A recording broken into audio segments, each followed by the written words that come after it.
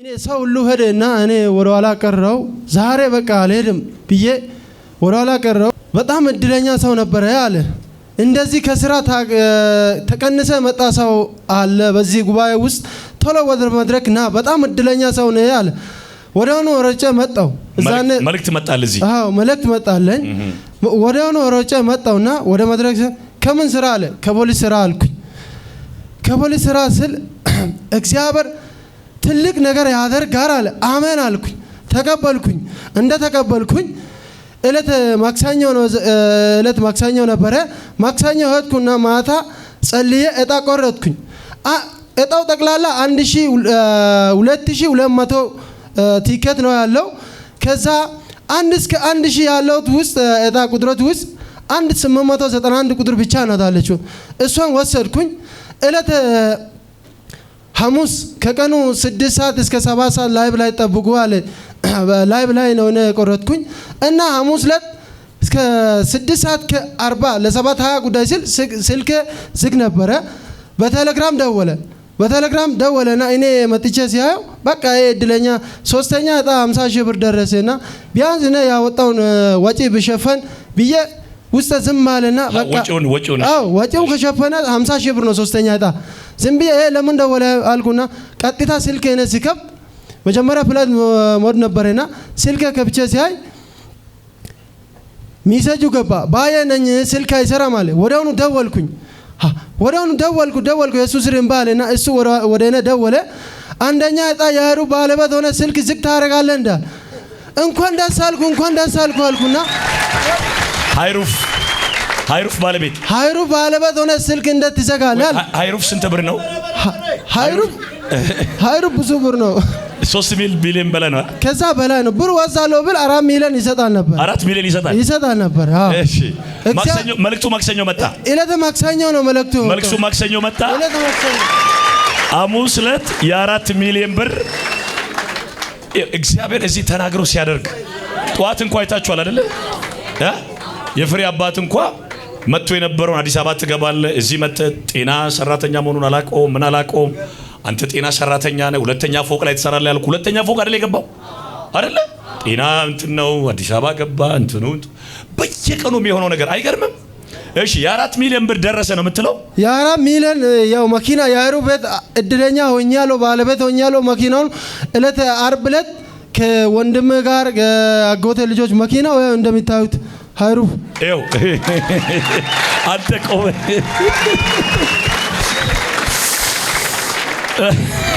ኤው ማክሰኞ መልእክት ተነገረ። ሐሙስ ዕለት ሳምንት ሐሙስ ዕለት መኪናው መች በእጅ ገባ? መኪና አርብ ከቀኑ 7 ሰዓት አካባቢ መኪና ከነቁልፉ ከነልብራው ተረከብኩ።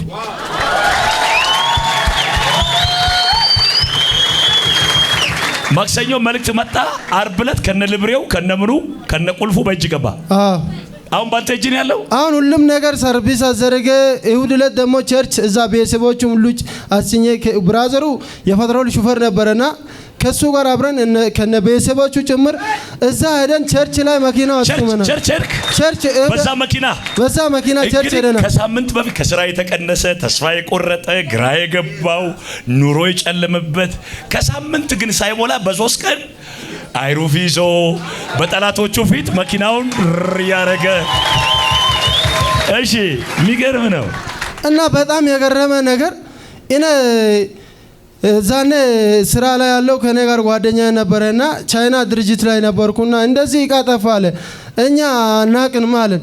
ከዛ ቀን እኔ የገረመ ነገር እግዚአብሔር የገረመ ነገር ዛኔ ጣቢያ ግቡ አለ። ገብተናል። ለአዛዡ ታዘን ገብተናል። ከዛ ቀን ሰላም ያለ ሰዎች እኔ ከስራ ተቀንሼ 9 ወር ነው 9 ወር ይሞላል።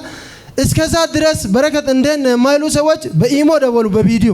የገረመ ነገር እሱ ነው። እንዲህ ነው ኢየሱስ። አሜን። ሲጃችሁ ከፍ አድርጉ። እንዲህ ነው ኢየሱስ በሉ። አሜን። የሚገርም ማይደውሉ ሰዎች በኢሞን በቪዲዮ ወፈረ እንደ ብሎ ሊያይ ደወሉ። በቃ ሁሉም ፖስት እኔ መኪና ሰረከብ ነው እነሱ በሚዲያ አዩና ወንድም ምን አይነት መኪና ነው አለ። ያው ነው የቆረጥኩኝ መኪና ብዬ ቀደም ብዬ ከቲክቶክ አውርጄ ለሱ ሹት አድርጌ ላኩኝ። እሱ ደግሞ ለጓደኛ መኪናው አንተ እጅ ነው ያለው? መኪና እኔ እጅ ነው ያለው። እዛ እየሰራ ነው። ጸሎት ሁሉም ነገር ሰርቪስም መስራት ጀምሯል። በአንድ ሳምንት ሳይሞላ በአንድ ሳምንት ነው እግዚአብሔር ነው የሰጠው ብሩን። የሚገርም ነው። ማክሰኞ ተነገረ። ዓርብ ዕለት ከነ ልብሬው ከነ ምኑ ተጠናቆ ቤት ገባ። አሜን። እሁድ ዕለት ሰው ሞላ አድርጎ ቤተሰብ ጋር ሄደ። በሳምንቱ ለምስክርነት መጣ። አሜን። አንተ ለጌታ ቆሜ አምጣለት። እንዲህ ነው የሚሻል። ቆሜ እንዲህ ነው ታሪክ ሲቀይር፣ እንደዚህ ነው። እጃችሁ ከፍ አድርጉና እንዲህ ነው በሉት። እግዚአብሔርን ታሪክ ሲቀይር፣ በር ሲከፍት፣ ነገር ሲለውጥ እግዚአብሔር እንዲህ ነው። ለጌታ እንደገና ልታችሁ ጨማምጡለት። እሺ። እና እኔ መጨረሻ ላይ እኔ የምለው ነገር ለጌታ ቤት ሲሰጡት በቃ ከውስጣችሁም ስጡ። በቃ ከውስጣችሁ በቃ ውስጥ ፍቃደኛ ሲሆን ስጡ። እኔ እዛኔ ቀን እግዚአብሔርን 1000 ብር ነው እኔ የሰጠው። ከዛ በኋላ የጌታ ሰው እንደዚህ አለ። ትልቁ ነገር እጅ በአፍ ላይ የሚያስን ነገር በቅርብ ቀን በቃ ይሰራል። አማን ብዬ ተቀበልኩ። አንተ 1000 ብር ሲሰጥ እኔ 1000 ብር ነው ለዚህ ቸርች የሰጠው። ጌታ ምስክሬ ነው። እግዚአብሔር ግን በሳምንት ሐሙስ ዕለት 4 ሚሊዮን ብር ሰጣ። በቃ እግዚአብሔር ታላቅ ነው።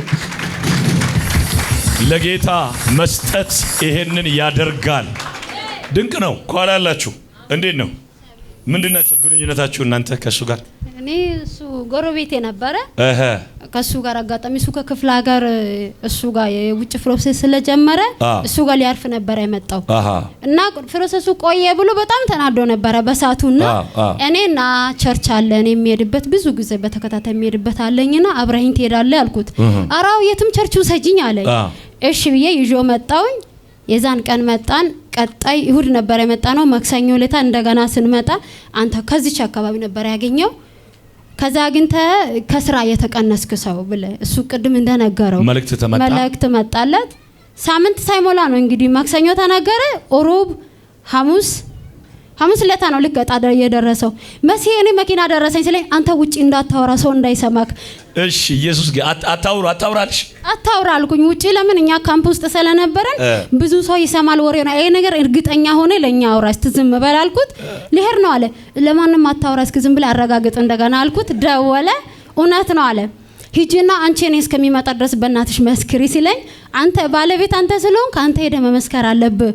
አልሄድም እኔ ብቻ ያልኩት። መጣውኝ ሐሙስ ፕሮግራሙን ተካፍዬ ተመልሼ ወደ ቤት ሄድኩኝ። ሐሙስ እሁድ አርብ እዛ ክፍለ ሀገር ቆየ። ማክሰኞ ሲመጣ ለምስክርነት ስንመጣ እንግዲህ እንደዛው ነው በነገራችን።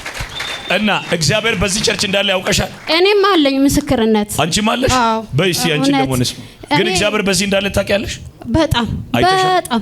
በጣም የሚገርም ነው። እሺ እኔ ከዚህ በሽታ ነው የዳንኩት ባንተ ጸሎት። ይሄ እንደዚህ ወደ ካበጠበት ነው ሆድሽ እንዲህ አብጦ። አዎ ይሄው ፕሊዝ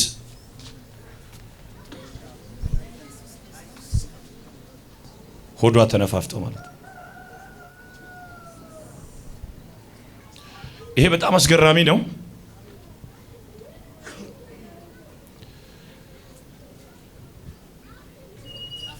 እሺ እንዲህ ነበር የነበርሽው?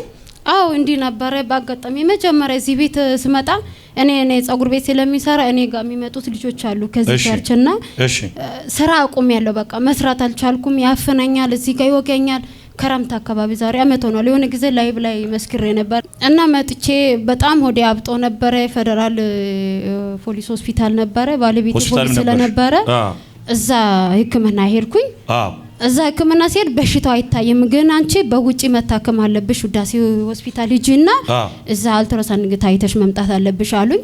ከምሽቱ 7 ሰዓት እሱም የባለቤቴ ጓደኛዬ ነበር አብሮኝ ወሰዱ። እዛ ሲሄድ እንዴት ባንዴ ሆድሽ እንደዚህ ማበጫለ አሉ። እኔ አላቅም በቃ እኔ ምንም የማውቀው ነገር የለም። በ2 ቀን ውስጥ ነው እንደዚህ ያበጣው አልኳቸው።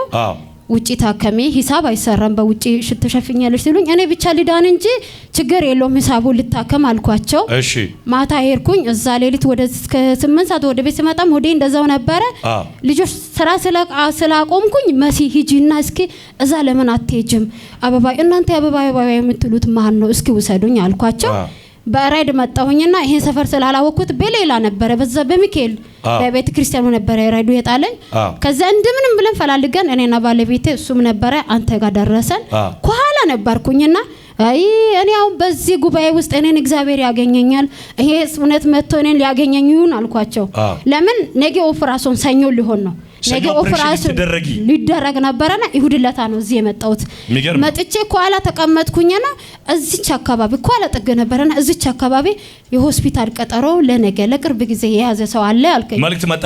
መልእክት መጣ ከጉባኤ ባጣ ቀጠሮ ያለሽ ለሆስፒታል? አዎ ቀጠሮ ያለው ሰው ማን ነው ስትለኝ እንዲ ወንበር አንተ አንድ ሁለት ስትል እኔም በሁለተኛው ወንበር ነበርኩኝ ኳላ። ኦኬ እና መነሳት አቅቶኛል። አረ ደግፉኝና አንሱኝ እኔ ነኝ አልኳቸው። ከነ ወንበሩ ተናገረ ከዛ ነገረኝ። እሱ አነሳኝ ባለቤቴ ደግፎኝ ሲያነሳኝ ወጣሁኝ። በሽታ የለም የት እንደዲ አላቅም። ሲጀመር ሰዎቹም እንደሚሆኑ አይታወቅም ያሳባቸውን ይቀይራሉ አልከኝ።